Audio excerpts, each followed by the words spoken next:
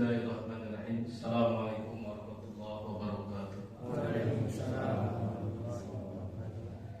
Innal hamdalillah nahmaduhu wa nasta'inuhu wa nastaghfiruh wa na'udzu billahi min shururi anfusina wa min sayyiati a'malina may yahdihillahu fala mudilla lahu wa may yudlil fala hadiya lahu. Asyhadu an la ilaha illallah wahdahu la syarika lahu wa asyhadu anna Muhammadan 'abduhu wa rasuluh. Allahumma shalli 'ala Muhammad wa ali Muhammad kama shallaita 'ala Ibrahim wa ali Ibrahim wa barik 'ala Muhammad wa ali Muhammad kama barakta 'ala Ibrahim wa ali Ibrahim innaka Hamidum Majid. Fa ya ayyuhal hadirun ittaqullah kama qala Allah ta'ala fil Qur'anil Karim.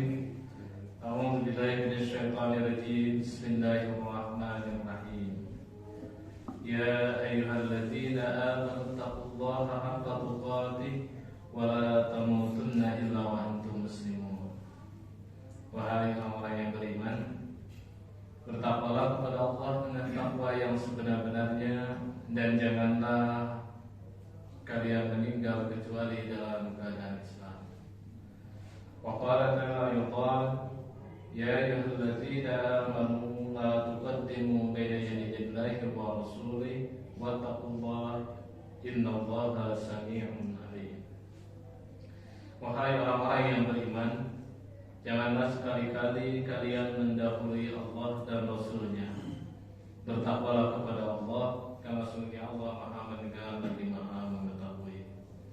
Bapak Ibu, saudara-saudara yang dirahmati Allah Subhanahu wa taala, tema ngaji kita kali ini akan melanjutkan bahasan masih bab sholat. Kemarin kita sudah bahas tentang jamak sholat. Jadi jamak sholat, qashar sholat itu beda. Jamak qashar juga beda. Kapan kita boleh menjamak, kapan kita boleh mengqashar, itu beda.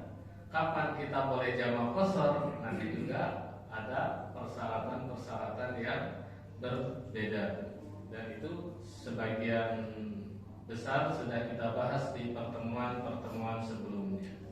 Nah, sekarang pada kesempatan ini kita akan ngaji bagaimana sholat qashar, atau sering disebut dengan sholat musafir, sholat qashar ini. Nah, Bapak Ibu hadirin yang dirahmati Allah Subhanahu wa taala, ada hadis Nabi sallallahu alaihi wasallam, hadis yang diriwayatkan oleh Imam Bukhari, hadis dari Aisyah Ummul Mukminin, qalat faradallahu sholata hina faradaha rak'ataini fil hadir was safar faqirrat sholatus safar wa zida fi sholatil hadir. Di dalam riwayat ini Aisyah berkata, Allah Subhanahu wa taala itu telah mewajibkan sholat pada awal mulanya 2 rakaat di dalam kota, baik dalam kondisi tidak bepergian hadir itu ataupun dalam perjalanan. Lalu atau kemudian ditetapkanlah sholat dalam bepergian. Artinya yang 2 rakaat itu ditetapkan di dalam sholat bepergian. Sementara ditambahlah untuk sholat yang dalam kondisi berada di tempat atau mukim hadir itu. Nah, hadis ini menjadi satu dasar adanya pelaksanaan qashar sholat, meringkas sholat. Sholat itu, Bapak Ibu hadirin yang dirahmati Allah, dulu pertama kali ditetapkannya atau diwajibkannya oleh Allah Subhanahu wa taala terkait sholat seperti yang diajarkan oleh Rasulullah ya. Sholat itu sama, nabi-nabi terdahulu juga sholat, tapi caranya beda. Beda dengan apa yang dilaksanakan atau diajarkan Rasulullah Shallallahu Alaihi Wasallam. Bahkan di zaman Rasulullah Shallallahu Alaihi Wasallam saja ada beberapa kali perubahan kan pelaksanaan sholat itu. Sampai-sampai pernah ada sahabat Nabi Shallallahu Alaihi Wasallam sedang sholat tapi ngobrol di awal-awal karena belum ada larangan ngobrol sedang sholat awal-awal karena belum tahu. Makanya kalau orang belum tahu tuh biarkan aja dulu karena belum tahu. Tapi nanti ketika sudah tahu, nah itulah cara agar kita ini, ibadah kita ini benar-benar mencontoh apa yang dilakukan oleh Rasulullah SAW.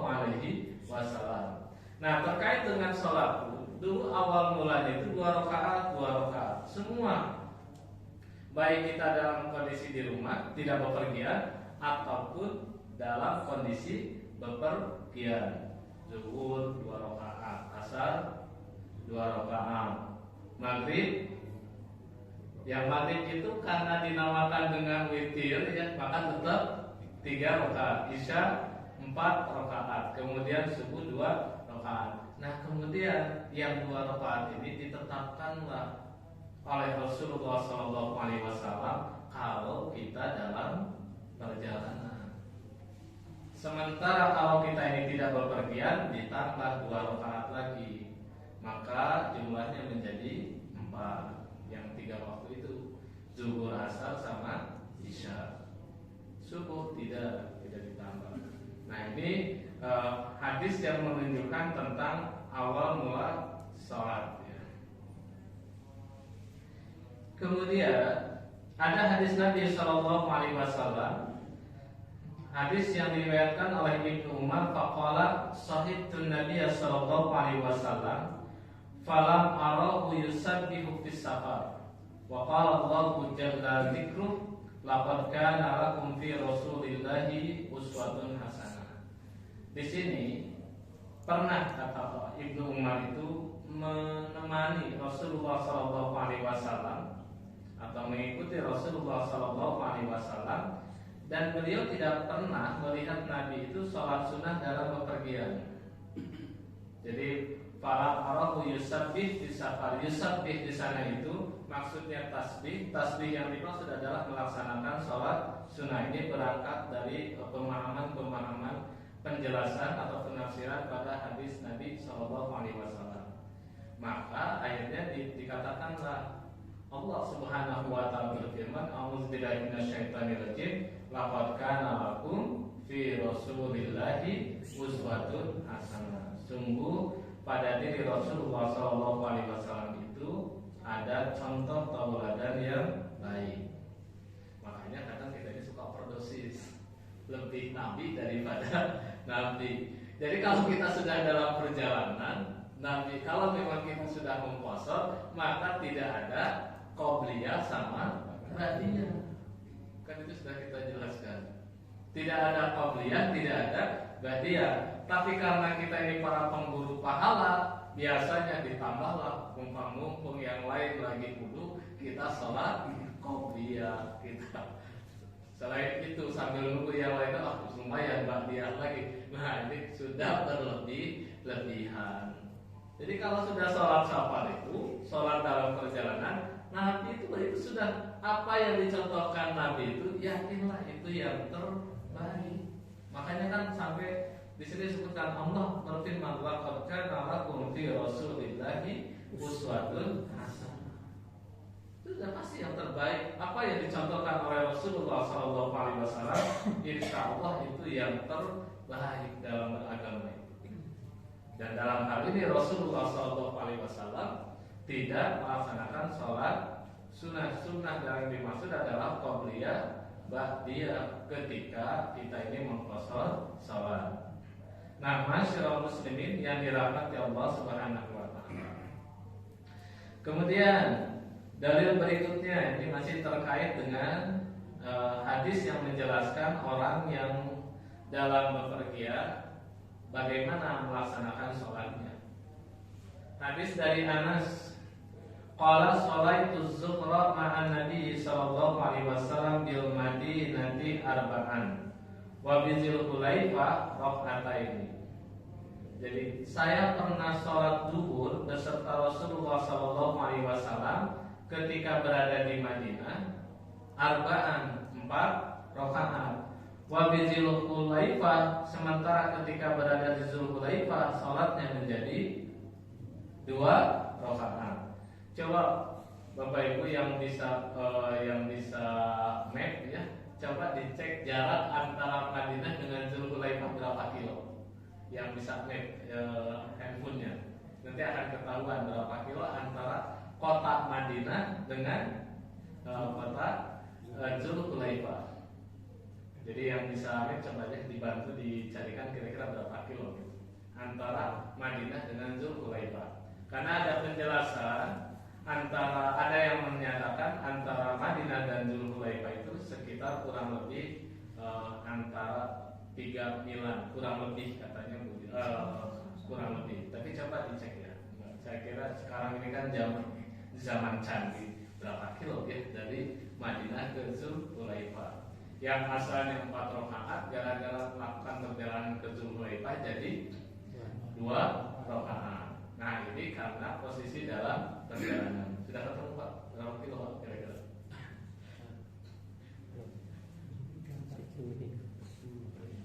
Belum ketemu.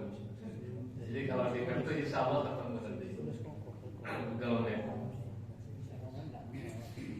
Nah ini kan menunjukkan kita ini mencoba otentisitas hadis Nabi Sallallahu Alaihi Wasallam kita buktikan melalui aplikasi yang modern di zaman sekarang ini. Itu kira-kira berapa kilo begitu antara Madinah dan Zulhulaifah? Apakah 80 kilo ataukah lebih ataukah kurang dari 80 kilo? Karena selama ini kan kita punya anggapan kalau kita boleh melaksanakan qasar salat itu jaraknya berapa kilo? Lebih dari 80 kilo.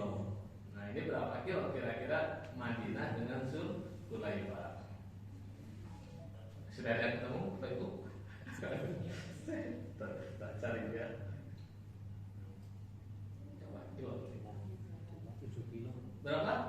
7 kilo. Tentukan 7 kilo. Makanya kenapa dikatakan salah satu amyal itu kurang lebih antara 5 sampai 7 kilo. Karena tepat 7 kilo sudah bisa mengkosor sholat. Jadi kalau saya dari sekali sampai sini sebenarnya sudah bisa kosor sholat. Tapi dulu kan Pak, kan nggak ada kontra udah panjang, karena kan mobil 4,5 jam. Nah itu nanti kita akan terjadi pemahaman terhadap redaksi hadis ini, isi hadis ini.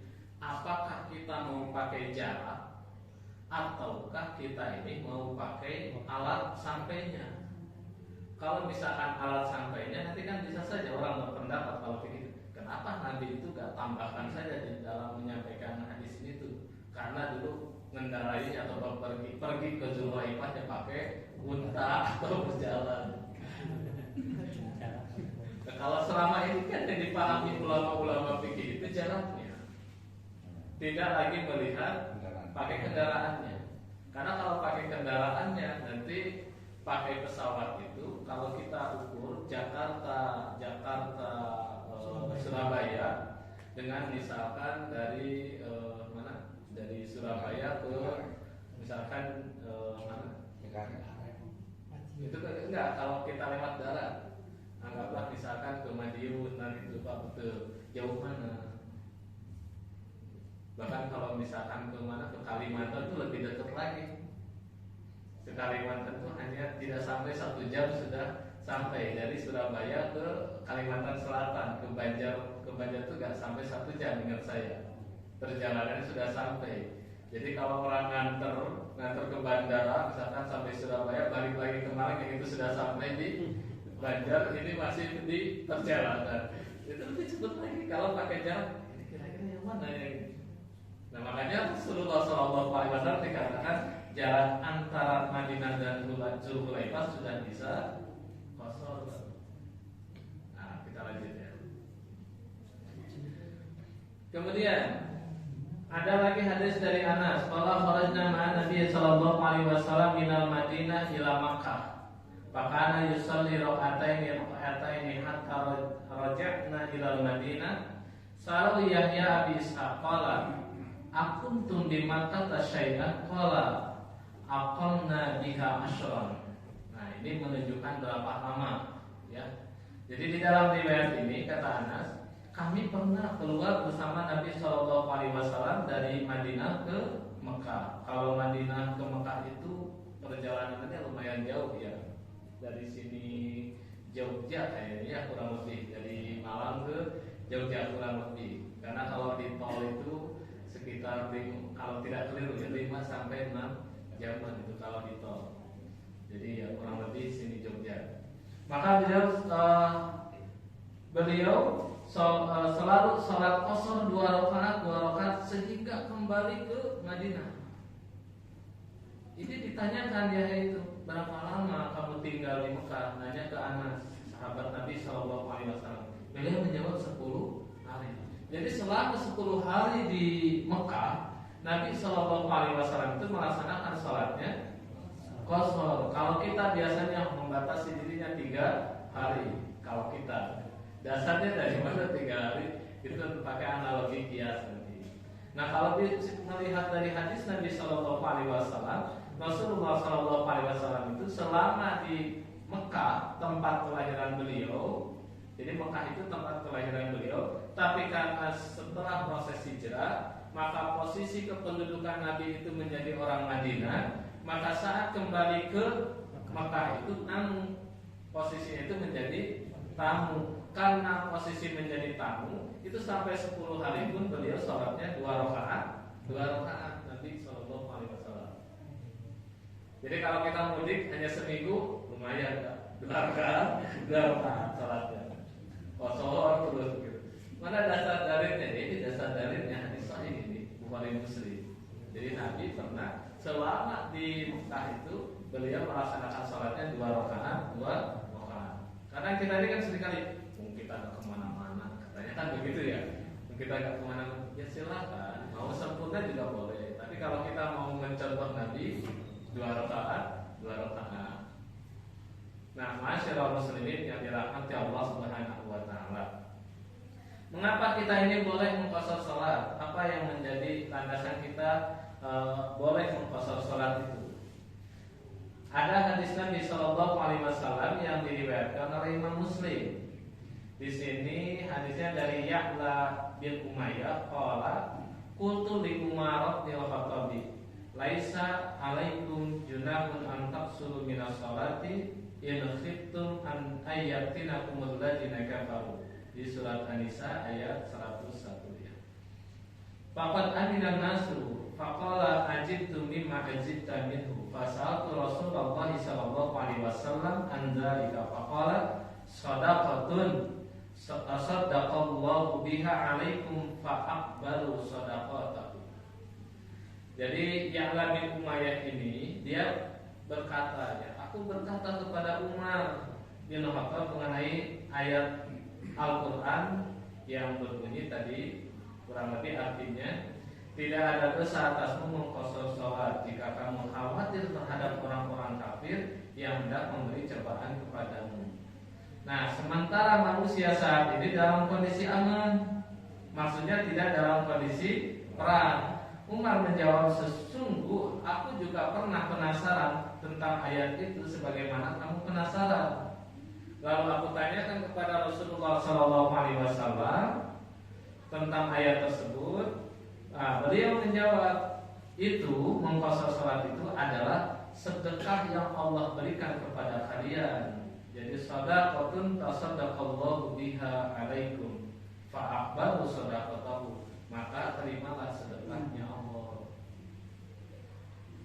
Makanya kalau kita hanya membaca ayat ini, kesannya itu bolehnya mengqashar salat dalam perjalanan itu kalau dalam kondisi tidak aman. Kesannya kan begitu.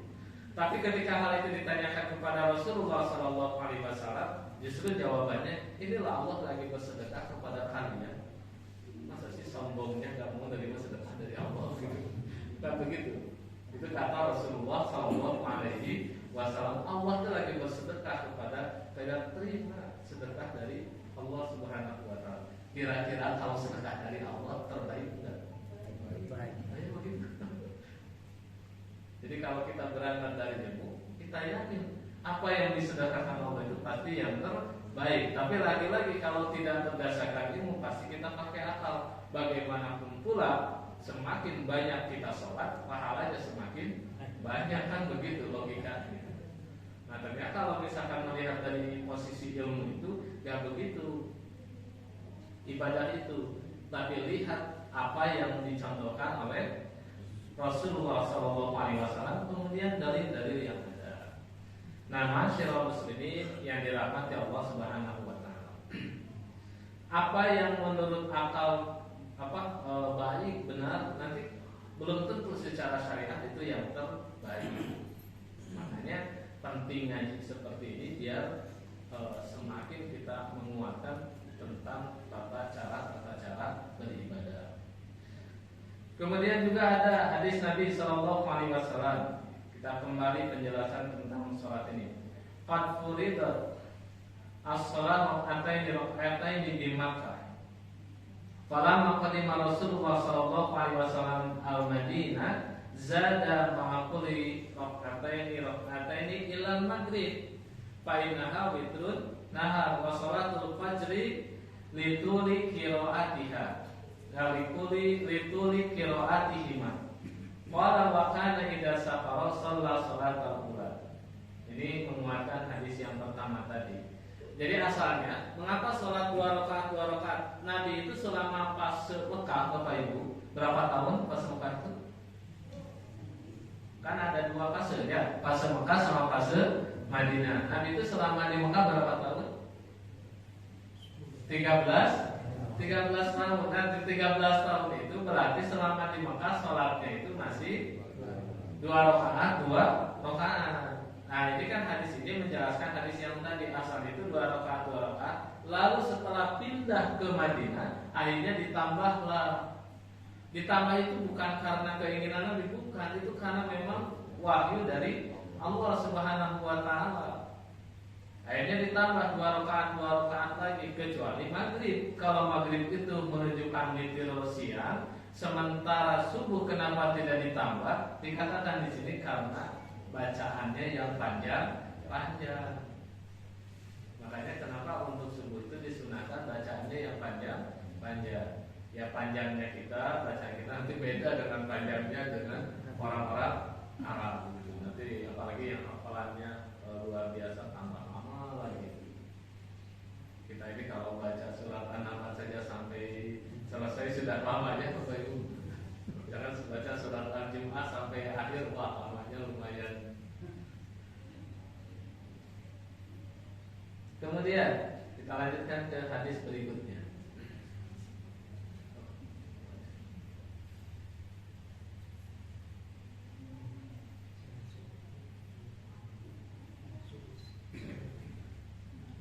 Kita coba petakan pendapat para ulama ya, terkait dengan masalah kapan kita boleh melaksanakan sholat qasar ini. Karena kan tadi dikatakan sholat asalnya itu 2 rakaat, lalu ditambah menjadi 4, ditambah 2 menjadi 4 rakaat.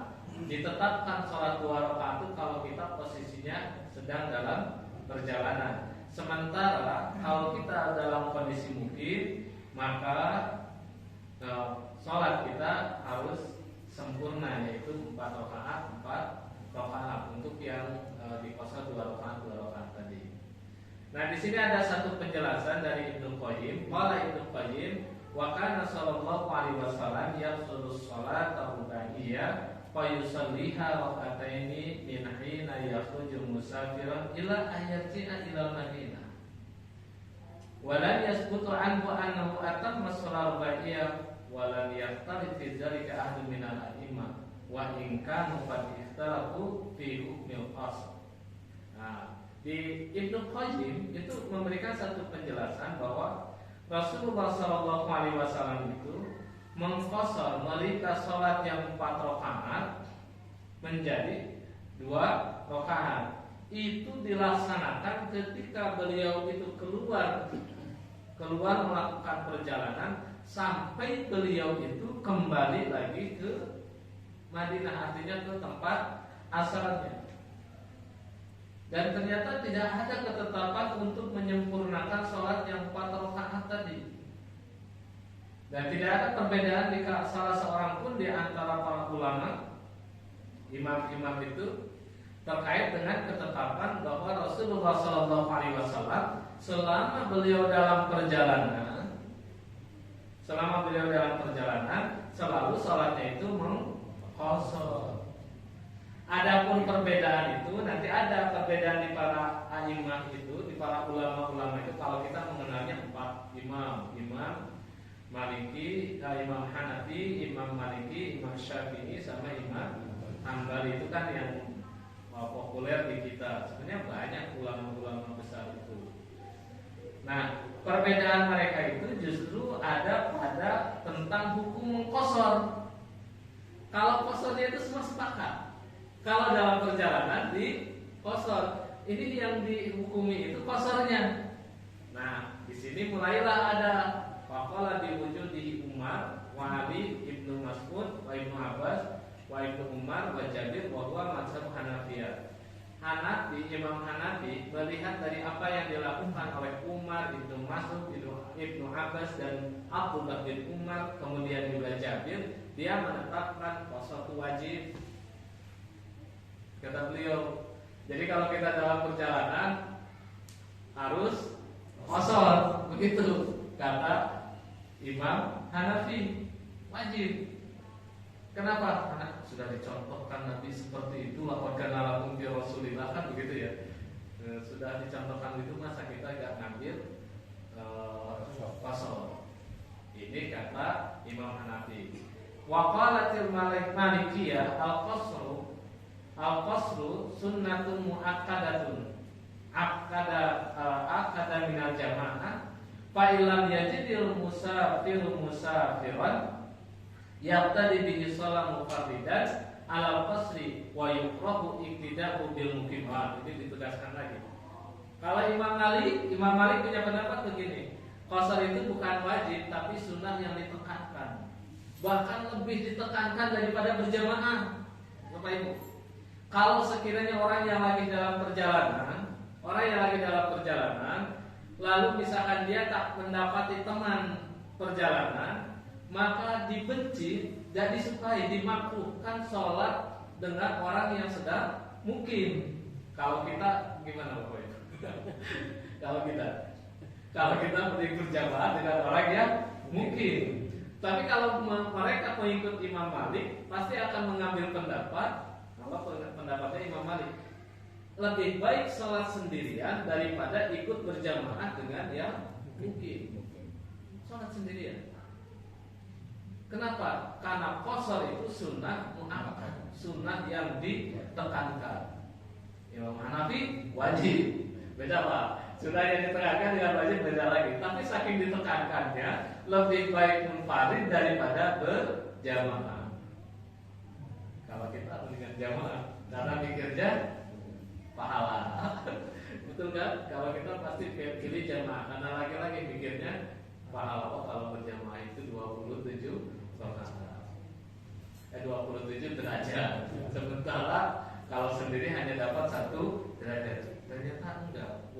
Ulama besar itu melihatnya tidak begitu. Tapi apa yang dicontohkan oleh Rasulullah SAW, bahkan ternyata tidak disukai itu berjamaah dengan yang mungkin, kata Imam Malik. Ini Imam Malik. Kemudian menurut Imam Ahmad bin Hambal, annal qasra jaizun wa huwa afdalu minal itman. Kalau Imam Ahmad bin Hambal, beliau punya pendapat qashar itu boleh, jaiz. Hanya saja dia lebih utama daripada sempurna. Wajib, kemudian sunnah muakkadah, kemudian jaiz, boleh, mubah begitu. Dan mubahnya itu lebih utama daripada sempurna. Wa qada inda Syafi'iyah in balagha masyafatal qasr. Begitu pula menurut pendapat Imam Syafi'i. Imam Syafi'i punya pendapat yang mirip. Imam Ahmad bin Hambal punya pendapat yang mirip dengan Imam Syafi'i, karena Imam Syafi'i itu gurunya Imam Ahmad bin Hambal.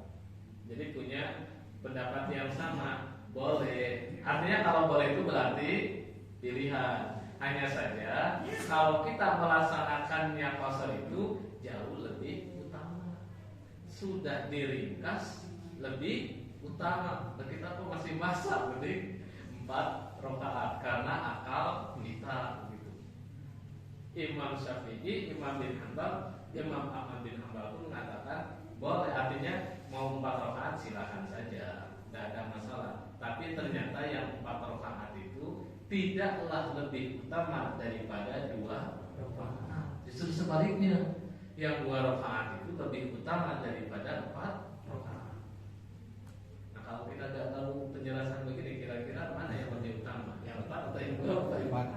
Pasti jawabannya pilih yang 4 kalau tidak tahu penjelasannya dari para ulama. Nah, ini terkait dengan posisi hukum tentang sholat qasar. Nah, jadi kan sebenarnya enak ya, sudah semakin mudah, sholatnya semakin ringan, dinilai pahalanya semakin besar, maka wajar itulah sedekah dari Allah. Tinggal kita mau nggak terimanya sedekah dari Allah. Nah, silakan Pak. Assalamualaikum warahmatullahi wabarakatuh. Waalaikumsalam. Maafin saya memotong dulu. Tadi dicontohkan dari Madinah ke Mekah, Nabi perjalanan di Mekah ada 10 hari ya. 10 hari itu tetap kosong juga selama 10 hari di Mekah itu, walaupun bukan perjalanan. Seperti itu Pak ya, Ustaz ya. Ini ada contoh teman saya yang kemarin ke Solo dan Jogja, itu yang itu Muktamar itu. Kita di Jogja maghrib ikut dengan yang mukim ya, dengan itu imam yang mukim. Kemudian teman saya tuh yang imami, yang dari kita rombongan kita, dia setelah maghrib dia membuat saf sendiri untuk sholat qasar isya. Teman saya yang lain yang pernah haji ke Mekah, loh, kok di qasar? Kan nanti aja kita kan sudah di wudhu, sudah di tempat, sudah bukan perjalanan lagi. Jadi masalah itu hanya nggak tahu gimana. Saya ngikuti Pak, saya harus qasar karena kita dalam perjalanan, masalahnya walaupun kita sudah di tempat, sudah lama di tempat. Itu bagaimana Ustaz? Baik, jadi begini Pak. Pengalaman kita berangkat ibadah haji atau umroh itu pertama apa yang dilakukan di sana itu kan kita ngikuti yang mungkin kebanyakan. Kebanyakan kita ngikuti ya mungkin, tidak berangkat dari dasar ilmu.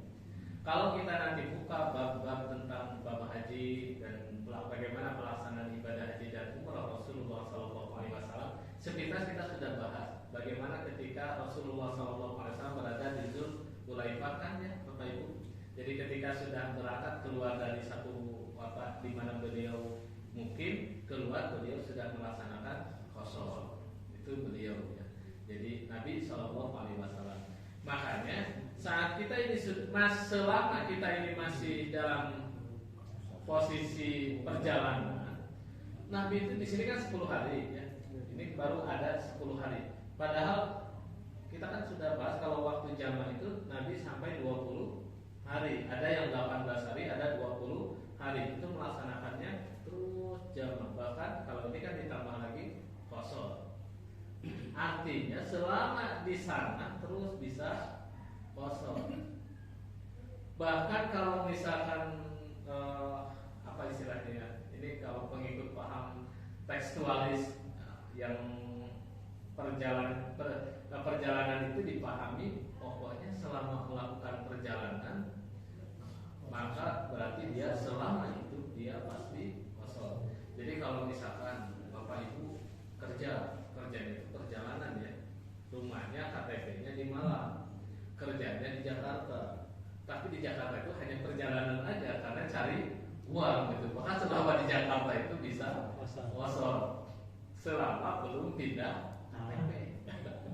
Selama belum pindah KTP, kecuali kalau sudah pindah KTP. Kalau sudah pindah KTP berarti KTP itu menunjukkan mungkin sekarang ini.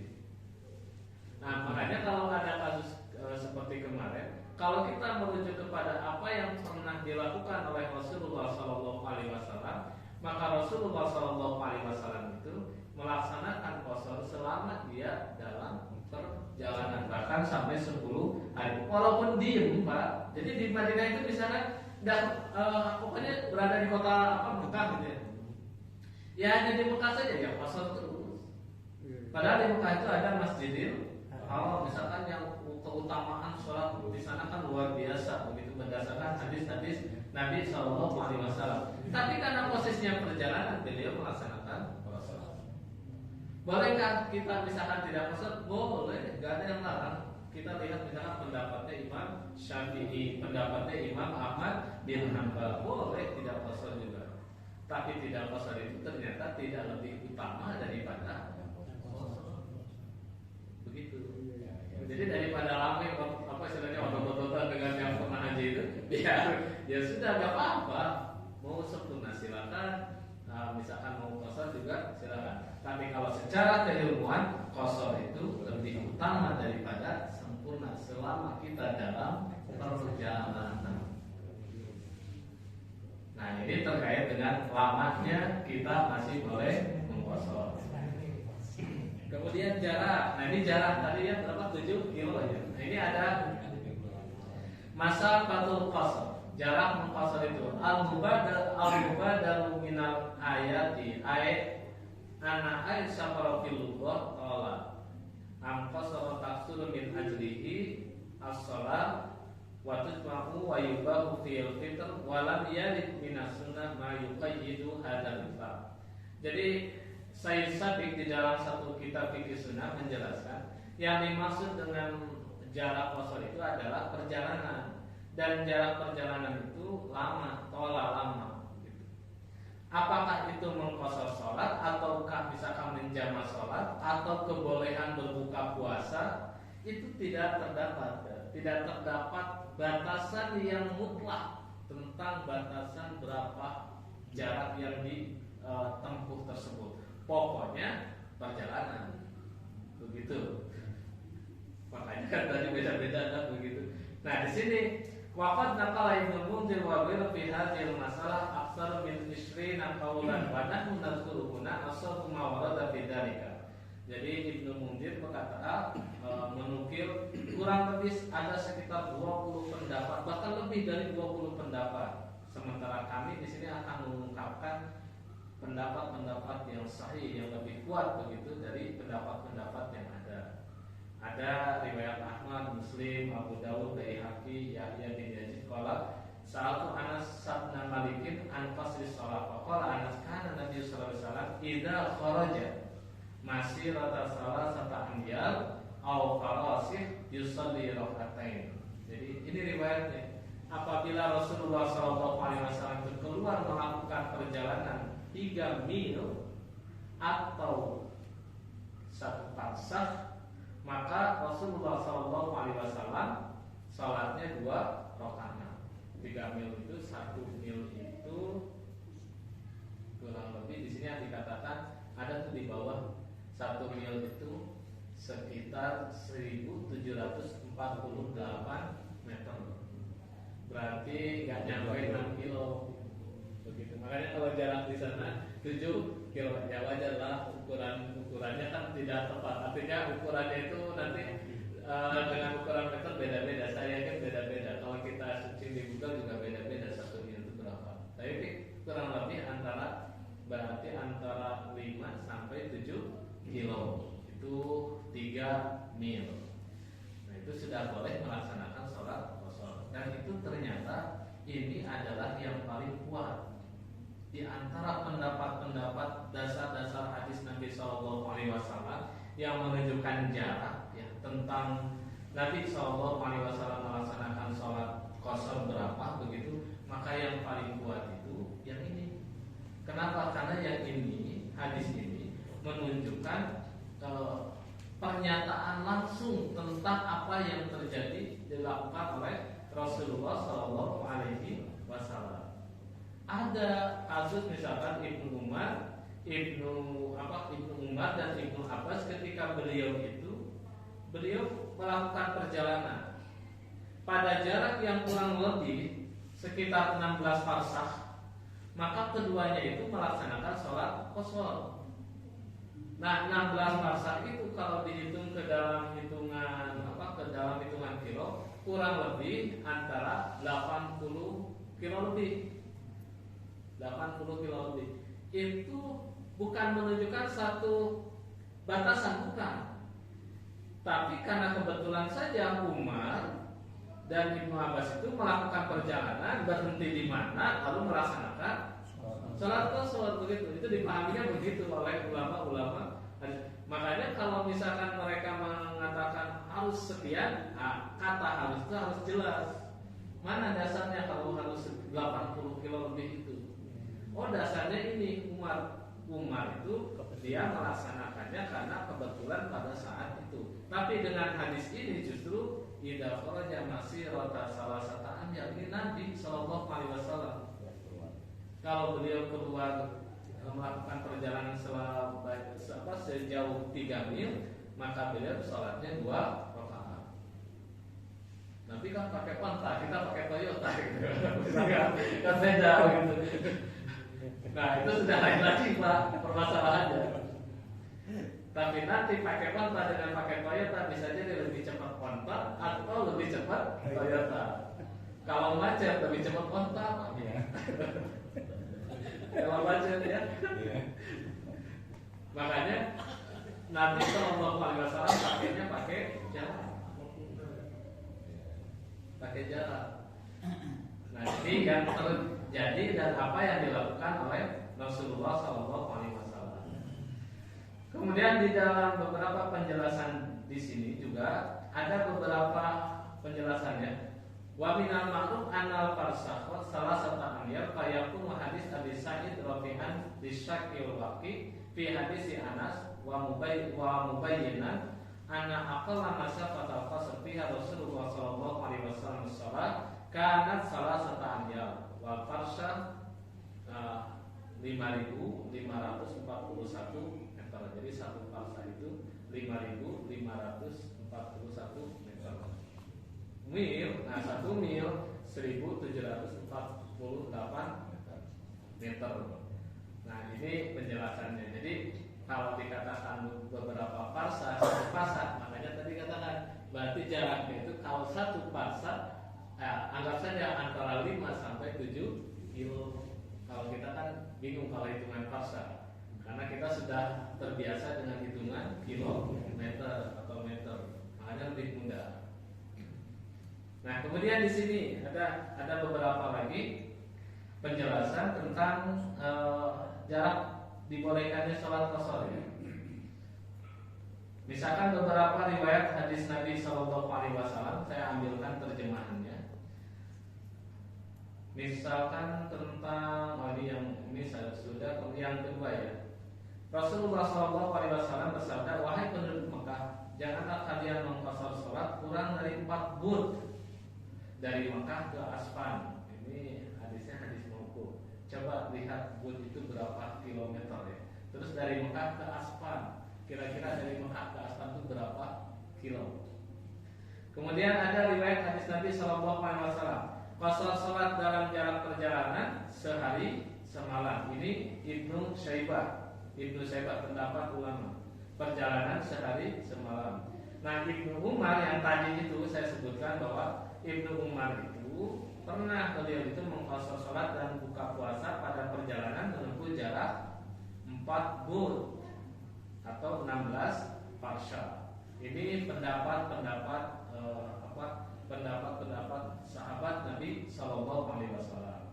Nah, 4 bud itu kan dikatakan berarti sekitar 16 farsah. 16 farsah itu kalau dihitung berarti 88 kilometer. Jadi kalau mengikuti pendapatnya apa yang pernah dilakukan sahabat, maka jaraknya sekitar 80 km.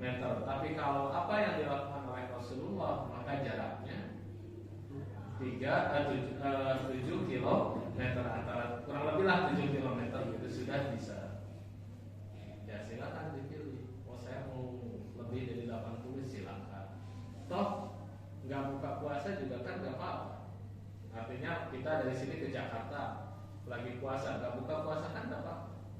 Nah, kalau puasa itu wa antasumu khairul lakum. Kalau dalam ayatnya, kalau kalian masih mampu lalu bisa puasa, kalian lebih baik kalau puasa. Tapi kalau sholat itu ternyata kosor lebih baik kosor untuk sholat itu. Oke, kita lihat kasus-kasus sholat kosor ya.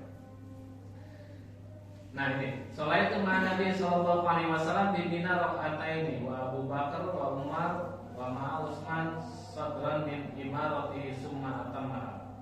Aku pernah sholat bersama Nabi Sallallahu Alaihi Wasallam di Mina 2 rakaat. Begitu juga ketika aku sholat bersama Abu Bakar, Umar dan juga bersama Utsman pada awal pemerintahannya. Namun beliau di kemudian hari menyempurnakannya menjadi 4 rakaat untuk Utsman. Jadi kasus yang pernah dialami oleh sahabat Nabi Sallallahu Alaihi Wasallam. Kemudian juga ada di sini, saya bacakan terjemahannya ya. Saya sholat bersama Nabi Sallallahu Alaihi Wasallam, tempat yang dirasa aman oleh manusia dan kebanyakan mengerjakan sholat 2 rakaat. Hadis semakna diriwayatkan dari Ibnu Mas'ud, dari Ibnu Umar dan Anas. Abu Isa berkata, hadis-hadis bin Umar merupakan hadis hasan sahih. Diriwayatkan dari Ibnu Mas'ud, dia berkata, saya telah sholat 2 rakaat bersama Nabi Sallallahu Alaihi Wasallam di Mina. Demikian juga bersama Abu Bakar, Umar dan di awal kepemimpinan Utsman. Para ulama berbeda pendapat mengenai mengqashar sholat bagi penduduk Makkah di Mina. Sebagian ulama berpendapat penduduk Makkah tidak boleh mengqashar sholat di Mina kecuali bagi musafir yang sedang berada di Mina. Ini merupakan pendapat Ibnu Jurayj, Sufyan Ats-Tsauri, Yahya bin Sa'id, Al-Qattan, Syafi'i, Ahmad dan Ishaq. Sedangkan yang lain berpendapat penduduk Makkah boleh mengqashar sholat di Mina. Ini adalah pendapat Al-Auza'i, Malik, Sufyan bin Uyainah dan Abdurrahman bin Mahdi dari kota Makkah ke kota Mina. Mina itu kan tempatnya melaksanakan wukuf ya. Di mereka jumlah kan hampir berdekatan Pak ya. Antara mereka jumlah dengan wukuf itu hampir berdekatan. Dan itu masuk kota Mekah, dekat dengan kota Mekah. 6 kilo. Nah, ini beda pendapat. Makanya kalau berangkat dari penjelasan Nabi Sallallahu Alaihi Wasallam dari Madinah ke Zulhulaifah 7 kilo, maka berarti mengikuti dasar itu sudah boleh. Dan itu merupakan yang sahih, bisa kita pakai. Nah, kemudian ada kasus lagi. Nabi Shallallahu Alaihi Wasallam sholat bersama kami saat itu jumlah kami belum pernah sebanyak itu. Sebagaimana kita selalu lakukan seperti saat di Mina, hanya 2 rakaat. Ini jadi Rasulullah saat di Mina. Kemudian ini yang menunjukkan 10 hari tadi ya. Saya kira sudah ini. Kita lanjutkan. Nah ini ada aqama Rasulullah sallallahu alaihi wasallam di Tabuk isrina yauman yaqsuru shalat. Rasulullah pernah tinggal di Tabuk selama 20 hari dengan mengqashar salat. Ini hadisnya Imam Ahmad. Jadi ini menunjukkan bahwa lebih dari 10 hari lagi ada 20 hari.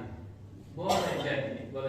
Kalau Rasulullah itu pernah tinggal lebih dari 20 hari, sangat memungkinkan pula nanti ada riwayat hadis lebih dari itu Rasulullah melaksanakan qashar salat selama di sana tidak ada niatan mukim. Kalau sudah ada niatan mukim, kalau kita ini dibuktikan dengan dalil, maka otomatis kita sudah posisi mukim, maka salat harus sempurna. Nah, demikianlah Bapak Ibu hadirin yang dirahmati Allah Subhanahu wa taala. Maka kalau kita dekati dengan kaidah tarjih, maka yang kuat itu ya 7 kilo itu sudah bisa sholat kosong. Jangan takut. Misalkan ada pengajian daerah bermana ke Kabupaten, kosong saja. Jam apa sekali ya. Karena kita nggak tahu Pak. Sekarang pikirnya, ini kan kita pakai mobil, belum tentu kok. Pakai mobil itu lebih cepat daripada unta kan. Apalagi kalau sudah kena macet. Sama lagi. Nah, seperti itu ikuti aja. Jadi ini semakin meyakinkan amalia yang kita laksanakan. Bapak Ibu hadirin yang dirahmati Allah Subhanahu wa taala, saya kira ini dulu ngaji kita dalam kesempatan ini. Mudah-mudahan nambah